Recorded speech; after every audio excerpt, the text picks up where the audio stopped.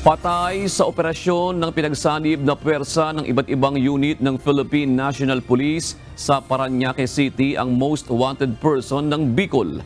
Ayon kay NCRPO Director Police Major General Jose Melencio Nartates Jr., magsisilbi ng warrant of arrest ang mga otoridad sa mga kasong multiple murder laban kay Gilbert Concepcion alias Pogi nang makipagbarilan ito sa mga otoridad.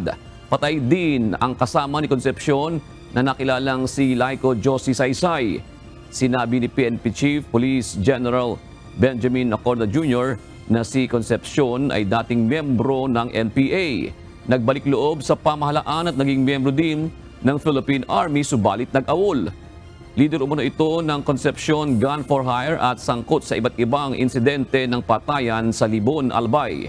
Bukod sa kasong multiple murder, mayroon din itong kinakaharap na kidnapping cases, rape at iba pa. Si Concepcion ay may patong sa ulo na 450,000 pesos. For the background of Gilbert Concepcion, talagang lumalabas si very notorious. He is dubbed as the top most wanted person in Bicol region. He was a former member of the Communist Party of the Philippines, New People's Army, Special Partisan Unit under Sevilla Group, generally known as Pulong. He was recruited by the Philippine Army as an action agent. He is so notorious that he was also responsible in the killing of his own father, Daniel Canatorio.